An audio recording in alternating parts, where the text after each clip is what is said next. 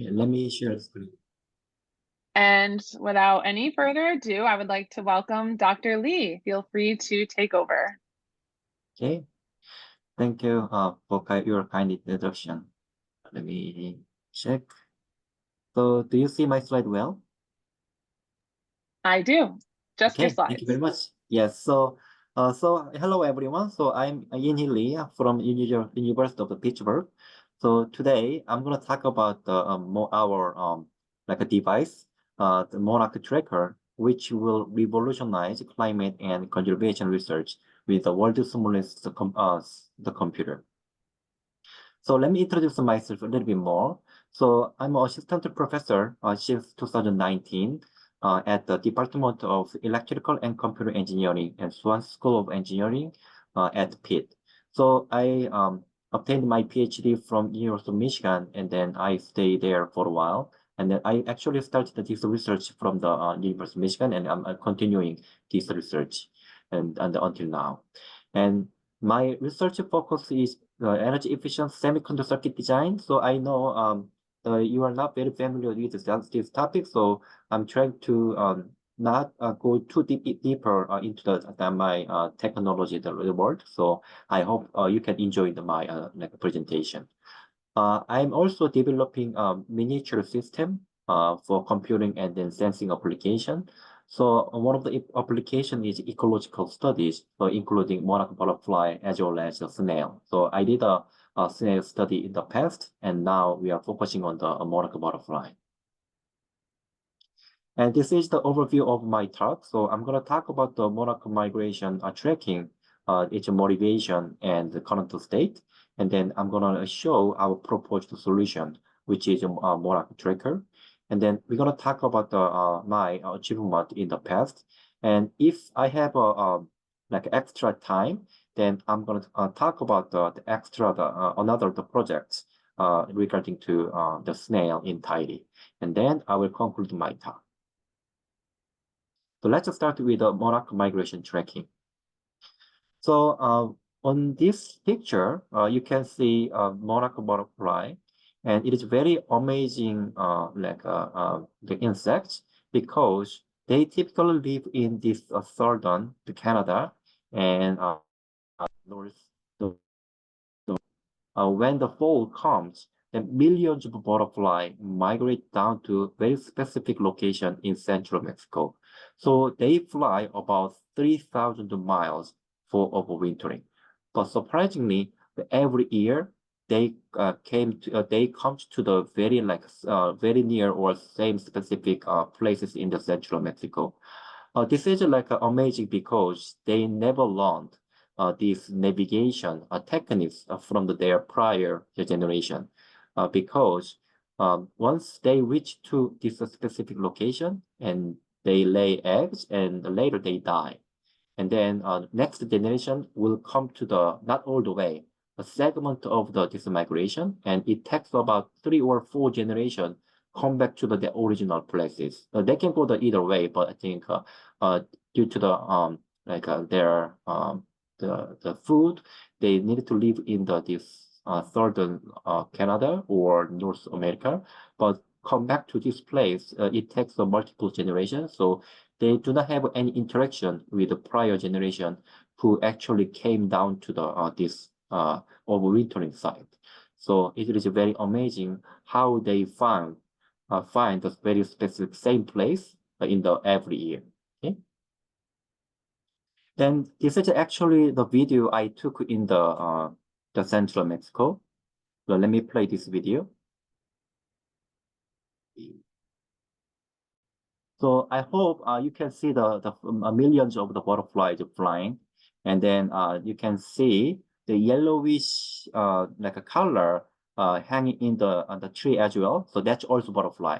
So as sunrise, temperature go high, and then the butterfly becomes very active, and then tons of butterfly flying in this area. But still, there are some butterfly that wanted to rest in the and after sun goes down, temperature drops, and then the butterfly becomes inactive, and then everyone tie into the tree and then stay warm.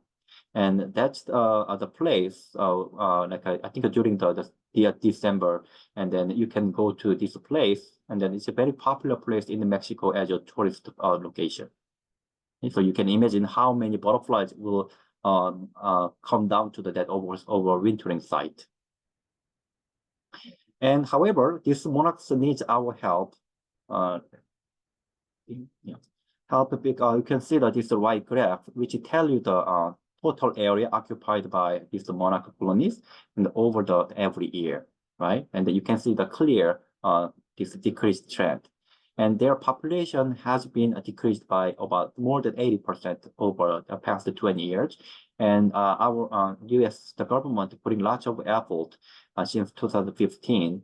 However, their conservation efforts kind of encounter the challenges in finding their migration path.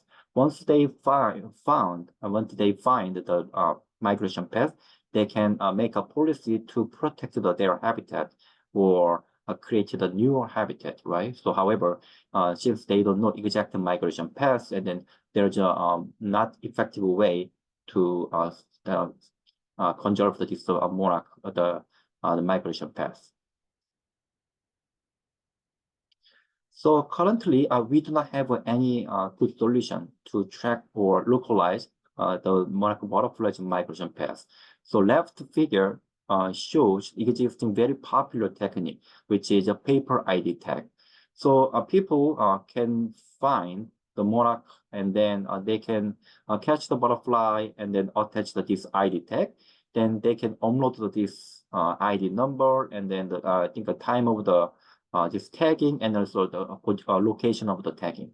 And then once the butterfly migrate down to the central Mexico, and then once they die, and then the people can find it from the ground, on the ground, and then the local people or tourists report the ID number on the web page, and including also location or the time of the when they found the dead butterfly. Okay?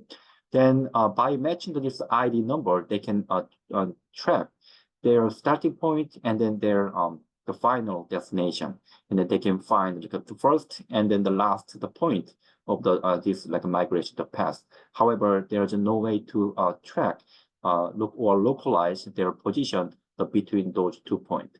So that's the kind of limitation of this Monarch Watch tag solution.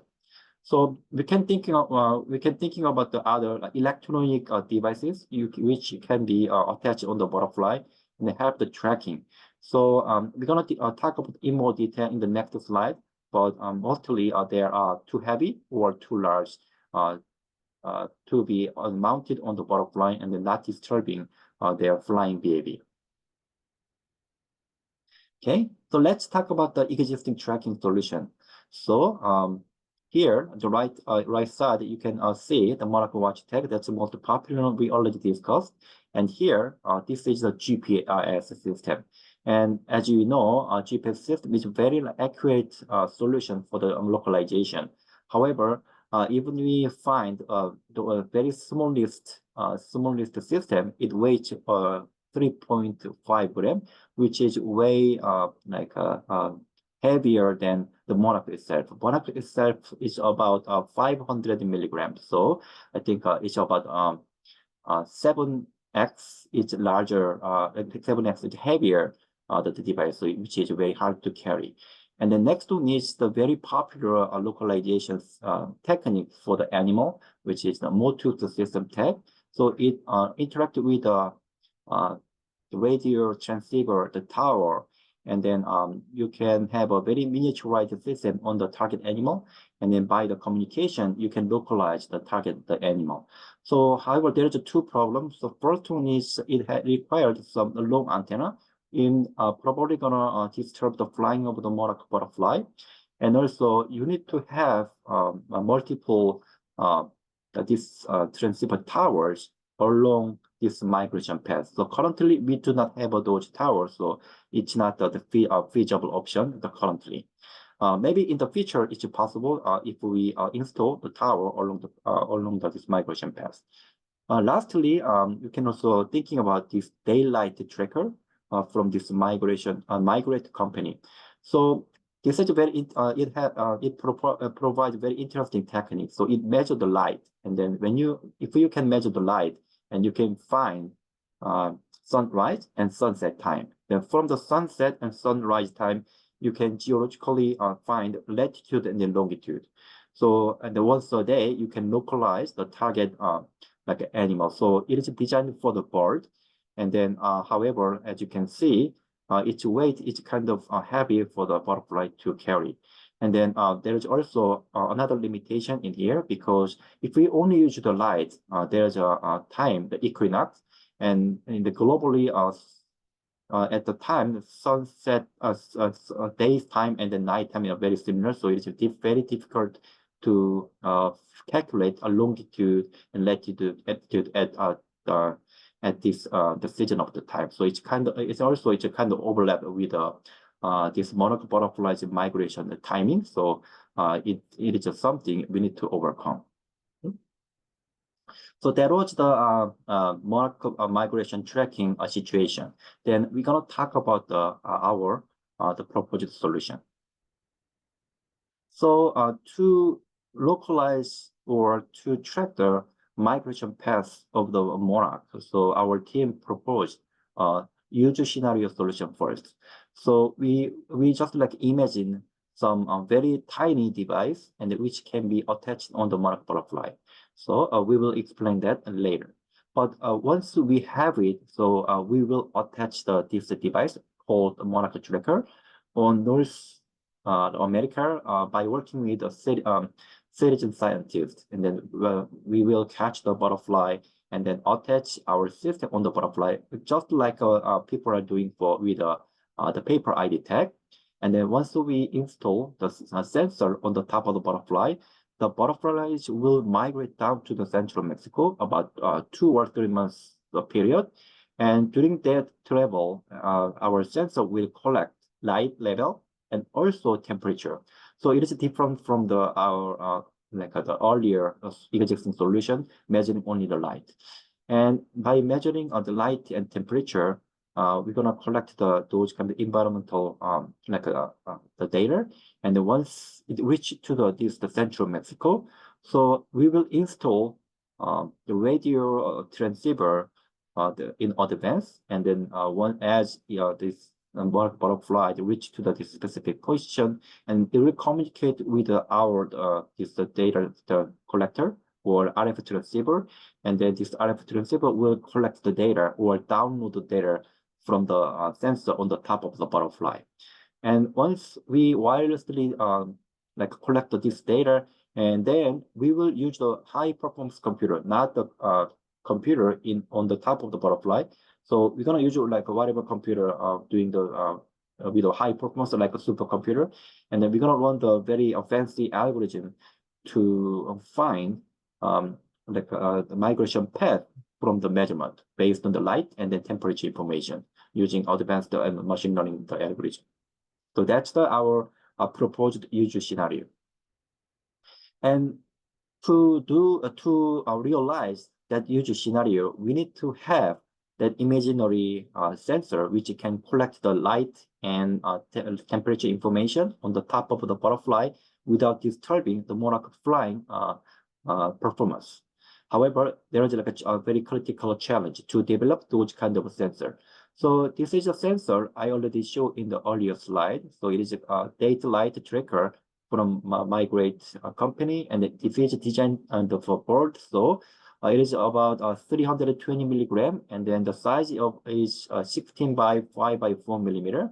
But let's look at this monarch butterfly. So monarch butterfly itself weighs about 500 milligram, and also we are thinking attaching the device on the top of their thorax, and then its width is about 3 millimeter and then 8 millimeter.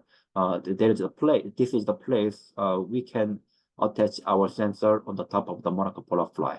So compared with these numbers, the data light tracker, the existing device, weighs more than half of the monarch butterfly itself. So it's too heavy for the monarch butterfly carrying this device, and also concerning the size, it's way larger than our the place we can install the device, right? So I think that this is not the option monarch butterfly can accept for their migration. So we come up with a new solution and then proposing much smaller and then much lighter, the device.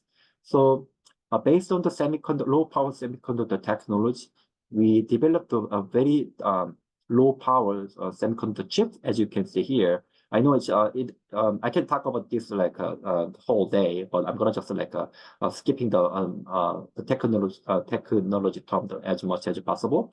So we stack the batteries and also semiconductor chips in low power, and we place the solar cell on the top. And then for physical protection, we encapsulate this device with epoxy and with some printed circuit board for the antenna. And then it becomes 8 by 8 by 3 millimeter. And then this is the picture. We actually attach this system on the top of the butterfly. So now we are currently improving the size and the shape more fit to the butterfly, but this is our initial like a product. And the reason why we are stacking this chip in this way is, so when you design the circuit, design should be in the 2D. However, to minimize or optimize the volume size, so we cut these circuits in the small pieces and then make it thinner, to about the 100, I would say the 200 micrometer or 100 micrometer, and then we stack them and then make a tiny in volume. So we are optimizing volume by splitting the chips in the smaller pieces. Okay, so we achieved the system weighs about the 62 milligram, which the size of 2 grains of the rice. It's very tiny, and also you can see that it's about 8 by 8 by 3 millimeters, so it can be fit to the monarch butterflies, the thorax. So the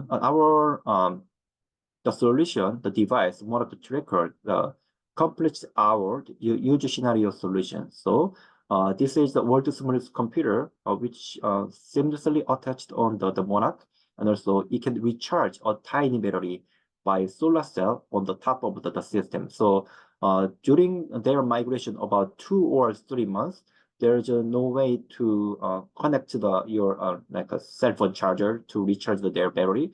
So it needed to be autonomously using the environment energy, which is the solar energy, and they recharge their battery. And also, it includes tiny computer, so it compress and record and compress the light and temperature data to save this amount of the like significant data into the very tiny memory. And also, as they reach to the final destination, they wirelessly transmit the data to the pre-installed RF transceiver. So this is not the first project we worked on. So 2017, we used this tiny computer for other projects for snail. So we used this tiny computer to record the light intensity exposed to this invasive snail. Also, you cannot see very well, but native snail entirely. So this work was introduced by New York Times in 2021. And then this miniaturization of the sensing device, it is not appeared like with a magic. So it's a kind of a trend based on the continuation of the computer miniaturization. So you can see this graph. So its y-axis it shows the computer size, and this x-axis shows the year from 1950s and then 2 days. And it started from the room size mainframe computer, and the computer has been reduced and over and over powered by semiconductor technology. And then nowadays you can see centimeter scale smartwatch. Even now you can see the news about the smart ring, right? And this trend, you can imagine in the future, people will use even smaller devices, which is in a millimeter scale, the computer. So this is a prototype I have working on designs in the past. And then this size is similar to the grain of the rice. It's a very tiny computer.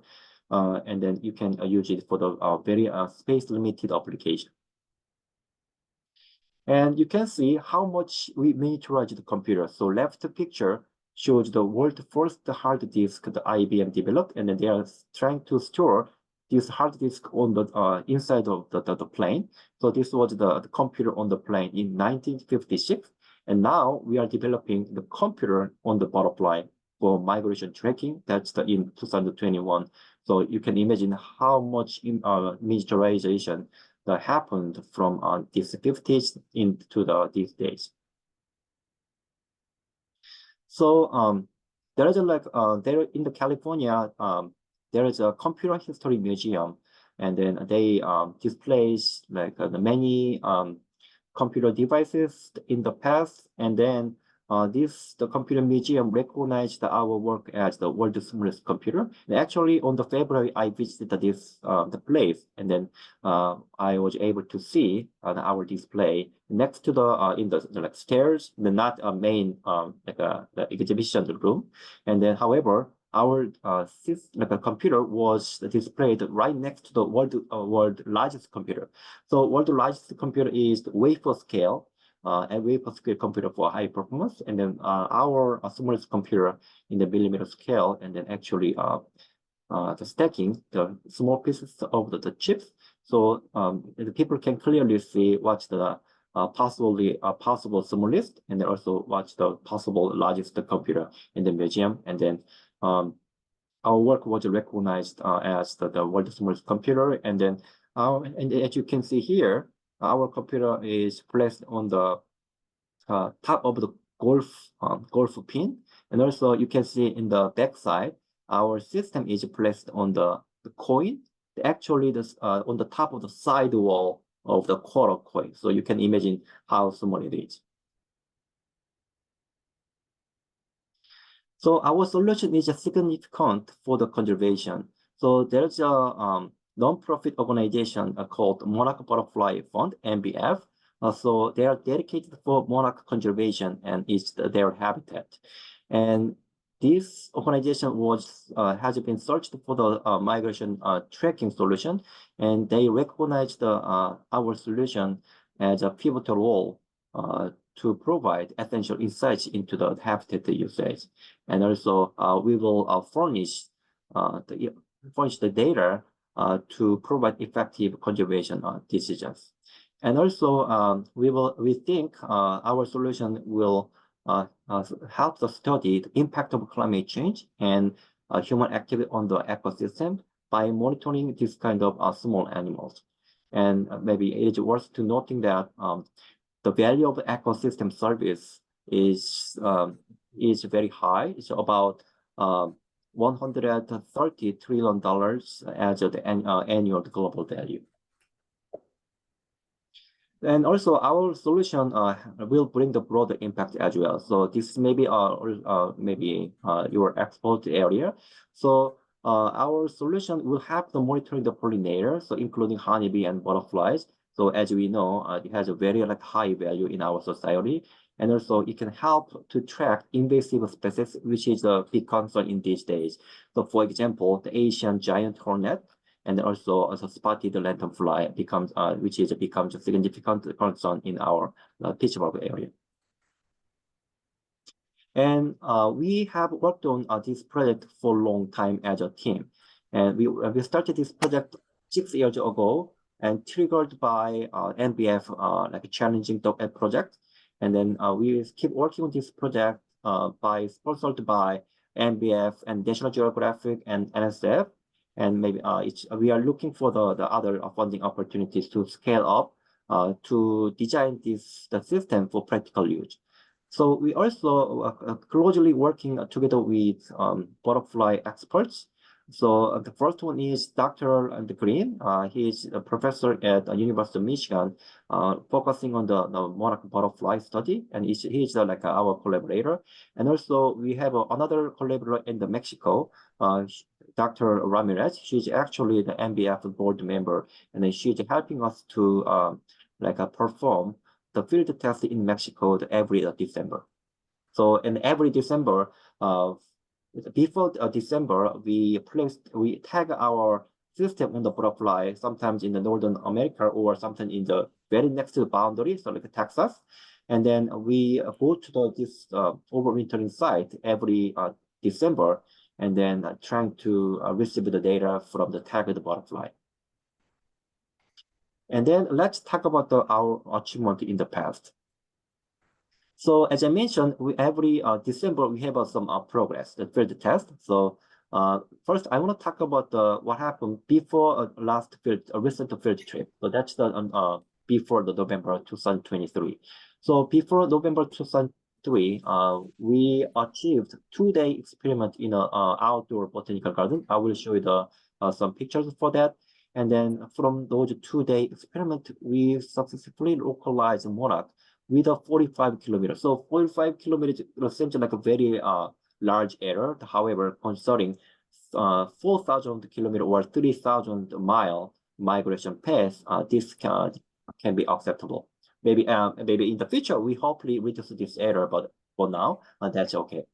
And then we are using the temperature data in addition to the light. As I mentioned, if we only use the light to localize this monarch butterfly, then in the equinox season, there will be a significant error.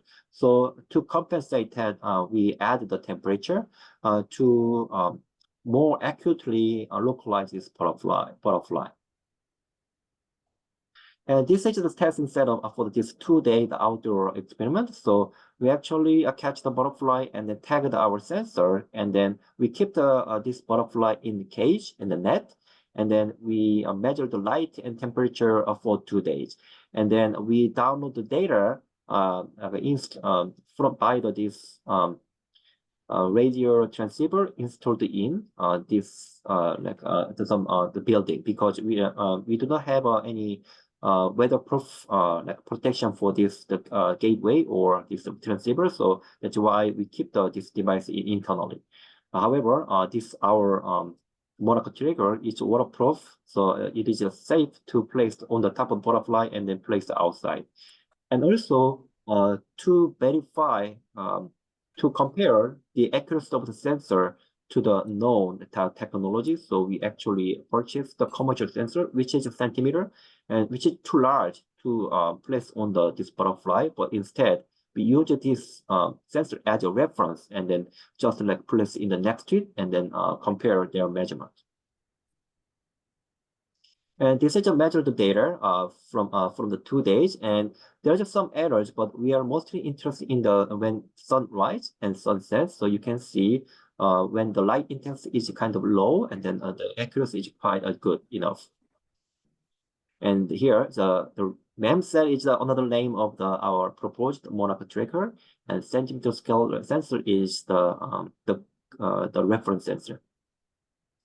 And next plot shows measured temperature data. And since monarch butterflies moved during the day, so we only consider temperature measurement in. So as you can see here, during the night, their accuracy is good enough, less than 2 degrees C. And then once you get the data, we perform the machine learning techniques shown here. So I'm not the expert, so I'm not sure that I can clearly answer all the questions about this machine learning. But we have like inputs from the monarch butterfly and also inputs from the weather station. So we have a data. We can collect the data from the weather station as well to improve the accuracy of this machine learning. And then we have a result from the light intensity and also temperature. And by combining them, we can improve our system. So in the machine learning, data collection is very important. So in addition to these two data, we also send that reference sensor to the many people in USA, also Canada, and also Mexico. So we have been sending this sensor to the people since 2018. And then every summer, or I think a spring or summer, they collect the data. I think summer, and they collect the data, and then we are working with them, and then we are keeping the data in our storage to use to train this machine learning algorithm. And this is the result from the day one. So you can see, so this is from the, I think you can interpret this as the probability of the monarch butterfly in the latitude and the longitude when you use only light and when you use only temperature. And when you combine them, then you can have a higher accuracy, and then actual ground truth is the middle of this picture. So we are estimating our position in here.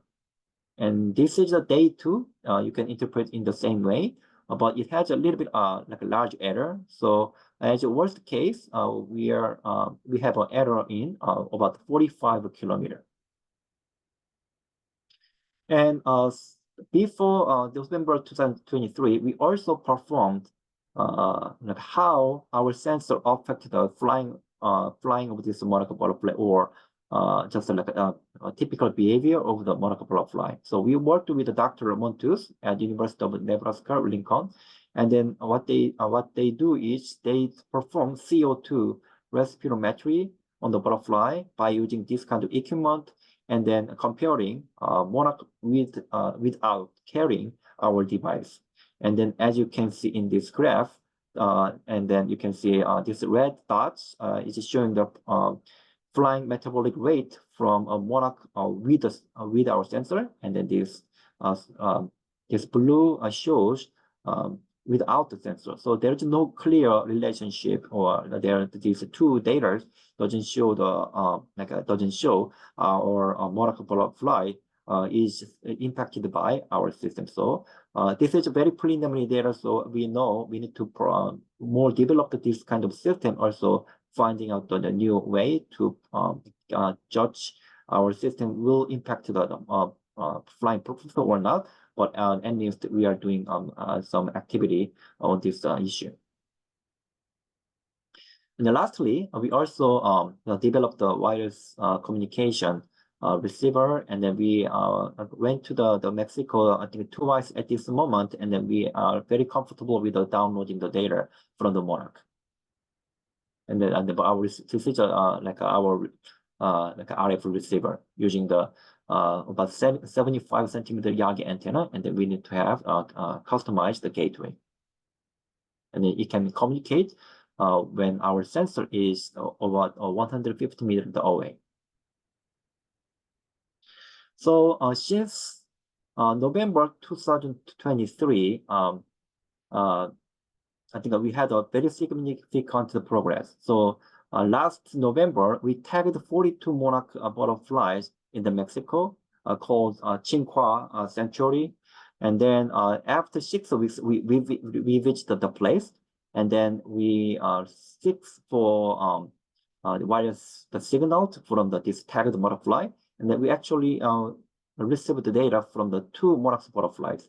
So this was the first time for us to record the data from receive the data from the monarch butterfly in the wild, right? The wild setting, because earlier we catch the butterfly and store in the net, but now we are dealing with in the wild butterfly.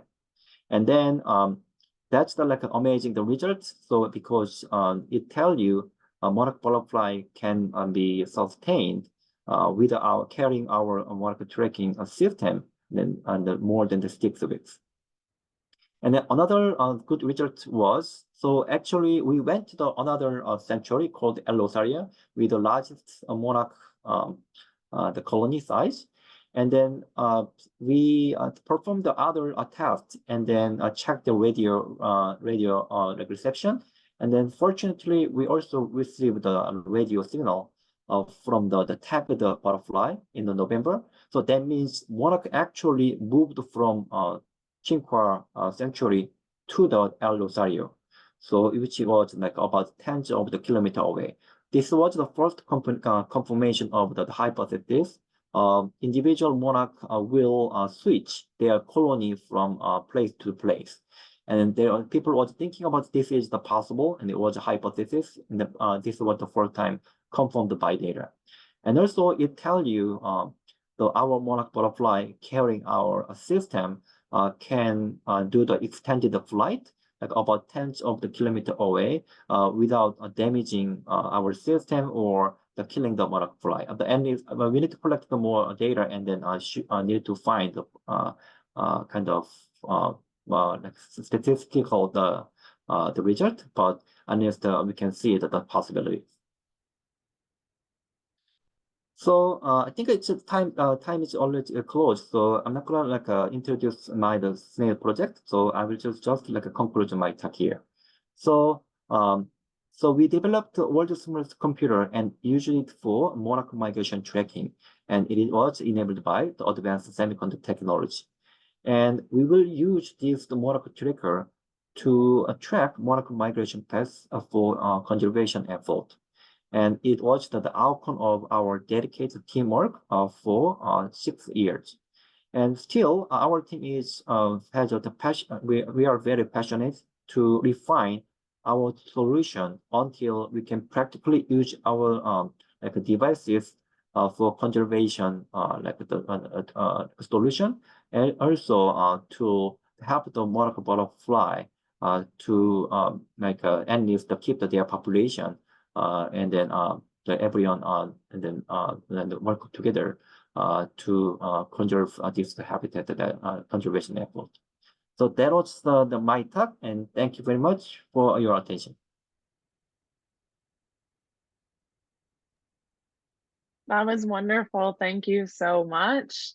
That was really interesting, and I might ask you about the snails if we have time a little bit later. But Yep. I know I have some questions, but I first am going to wait and see if anybody who is online has any questions. You can unmute or you can put them in the chat, and I'll give you a moment to do that. So I think while people are thinking too, and maybe you could talk a bit about how you got into this research on monarch butterflies and tracking them. So when I was developing this tiny sensor, actually this the monarch butterfly, the funding society announced some challenges, initiated some challenge competition. So they was looking for the solution, and then they contacted the technology people, and then provided some little money if they want. So we participated in this solution, and at the same time, fortunately, University of Michigan just hired new postdoc, which is the Dr. Green I introduced, and then later he became a professor at the same university. So we had at the time very nice collaborator. That's why we started this project. Okay. So did you do research on insects before, or is this your first? Well, the snail, I guess. So yeah. So my main area was the developing tiny system, and then my first project was the snail. So actually, as what I think that after we announced our prototype to the university, and then the ecological department chair actually and his student contacted us to develop a small light logger for their snail project. So that was the first my ecological project. And then once I think after we finish it, and then we look for the other application in ecological domain, and then that's how we find that it's the NBF like a challenge for monarch butterfly migration tracking. Gotcha. Thank you. So I'm going to pause and wait to see if others online would like to unmute or put something in the chat.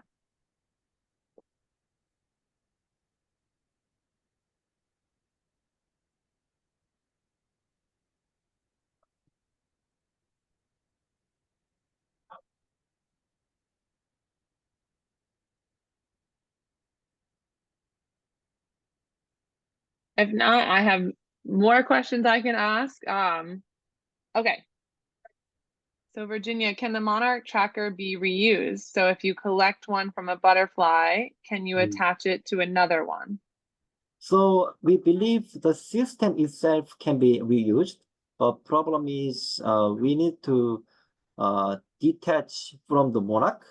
So when we attach the monarch to the system, we actually use the super glue to attach on the butterfly. So I think it's difficult to detach safely from the previous monarch and attach the another one. So I think it's going to be difficult to redo it. But however, for our snail project, we use the kind of like a magnet and also the screws to reach to the sensor. Sensor itself is quite expensive in this prototype, and eventually it will be cheaper in the future. But currently, it's about you can think $300 per each, which is very expensive in this prototype now.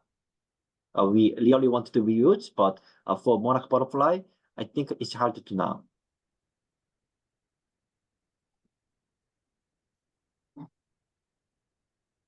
Thank you. So what do the monarchs do after you put this on them? Does it take them a while to adjust to it with flying, or are they just carry on like it's not even there? Or Yeah, very good question. So I think my collaborator told me, so when we attached this sensor in the Texas area, and after so there's a monarch like just the next day it disappear, but there's a monarch that takes us several days to go somewhere else. So I think it's depending on the individual like the butterfly. that makes sense. Thank you. More questions from people in the audience? So Clara Okay. asked, yeah, you see it? Okay. Yes.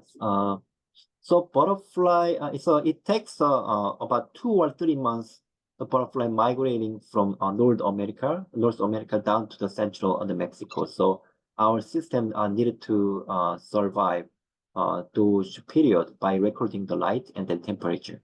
Yeah, thank you for the question.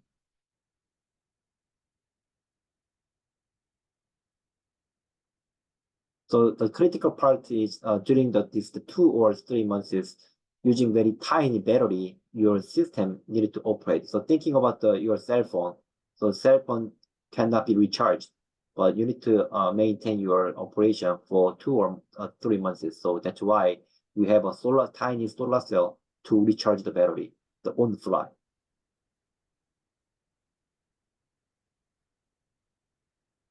Thank you.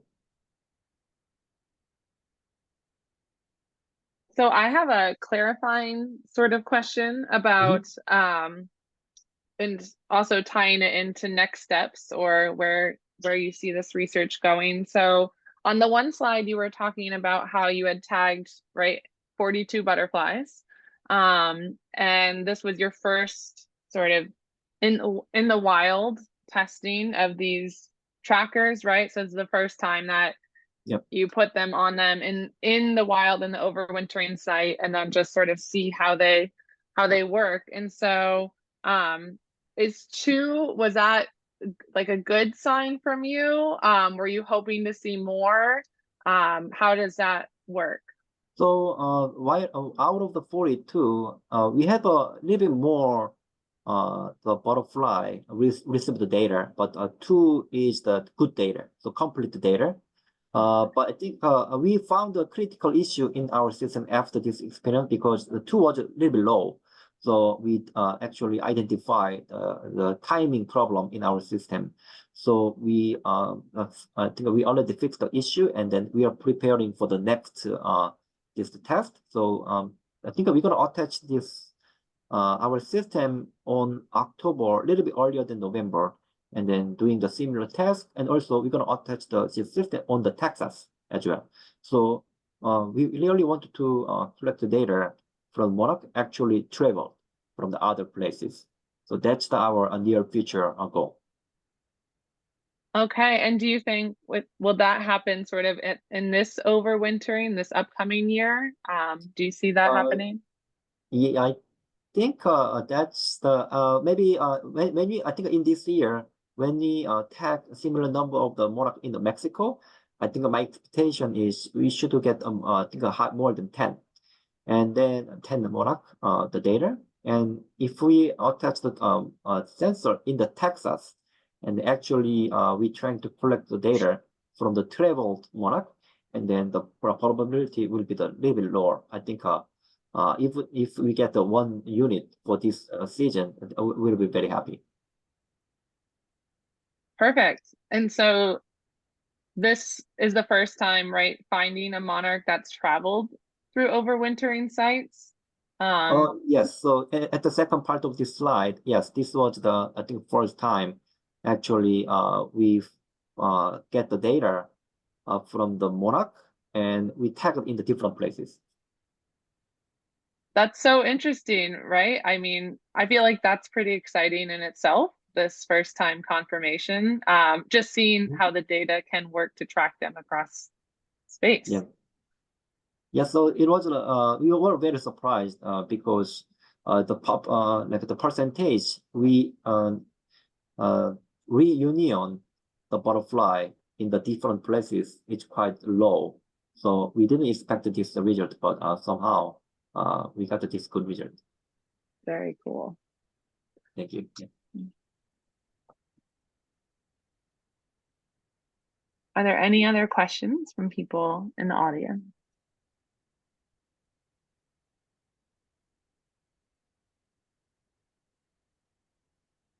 So Virginia asked if other researchers of insects or bigger animals have reached out to you about your research for their use.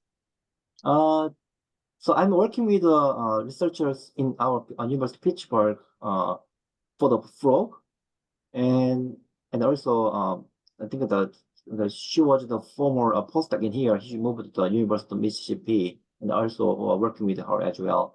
And my collaborator got the contact from researchers like for researching the people researching the bees as well, and honeybees. And there is like some contact, but I think it's always good to have more people, more application.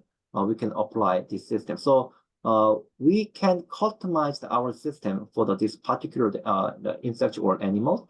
So I'm always happy to listen the people's application story. That's great. Thank you for that question. Hopefully we can Thank you. write something up about this webinar and then also sharing it to spread the word a bit. So if we have a couple minutes, I would be curious to hear about the snail work that you did for just a few minutes maybe, and then we can close. Okay, let's see. Yes. So this was my first project. So you can see the worldwide map, and here is the Tahiti island. I think this is popular for the honeymoon and with a beautiful beach. And however, we are talking about the snail living in this inside the jungle. Okay, and there long time ago, from the long time ago at the beginning, there is the snail, tree snail. It's a native snail, and they have a different species with a various shell color. And it's very tiny, about 1 centimeter. And a long time ago, with some accident, the giant African snail came to this island, and it's very large, over 10 centimeters. The problem is they damage the Tahitian, the people's, the crops. Okay. And so to avoid this problem, the local people intentionally bring like the invasive species from different places to this island, which is a Rosie orphan snail. So it's 8 centimeter, it's kind of large. And the problem is this is the reason why they brought this animal in this island is because this snail can eat this small snail and also this like a giant African snail. So it's kind of predator. And so it works very well. And the people can protect their crops from this giant African snail. But the problem is in ecological view, this invasive snail also like killed a lot of this native snail. That was the very critical issue. So however, so my collaborator, the snail researchers found there are still existing species of this native snail in these days, and then their color, their shell color is quite bright, and then they are living quite different places compared to this predator snail. And then their conclusion or their hypothesis was this survived snail can be tolerates a higher level of the light intensity, and then their living place quite different from this predator. So my collaborator described the predator snail as the Dracula. So they can go into the very bright places during the day and where the small snails are living. So snails are very slow. So if someone can ask me, hey, if this predator snail can move to the during the night and then hunted for the snail only for the night, but they are very slow, so they cannot fastly come get this small snail in the very short time. So, however, there is no data to confirm our hypothesis. So they came to us and then asked for the very tiny, small light sensor. So we developed a tiny sensor and then attached on the around this snail, native snail, and also attached on the top of this invasive snail. And the reason we didn't attach our sensor on the top of this native snail because this native snail is protected by law in the tidy because they don't want to place anything on the top of this snail or attach it. So we performed this field test about 2 weeks, and then this is the collected data. And as you can see, the y-axis is the measured light intensity, and the x-axis is the time of during the day. So we overlapped the measurement in this graph, and this green and then blue data came from this native snail, and then this red line came from this predator snail. And as you can see, clearly this native snail living in more brighter places compared to this predator snail. And this work was introduced by the New York Times, and then you can see sensor with the predator snail, and also you can see myself installing our small sensors around this native snail on the leaf. Okay? So that was the snail project summary. Thank you.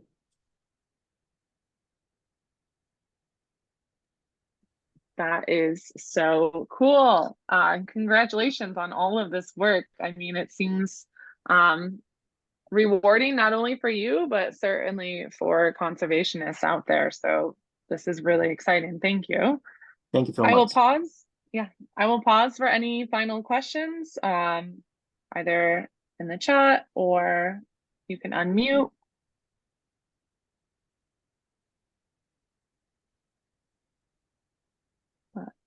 If not, then I will put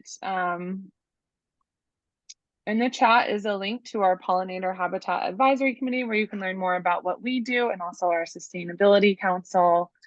And with that, I would just like to say thank you so much again for spending this time with us and sharing your research. It is so interesting and so important. So very much appreciate you joining us.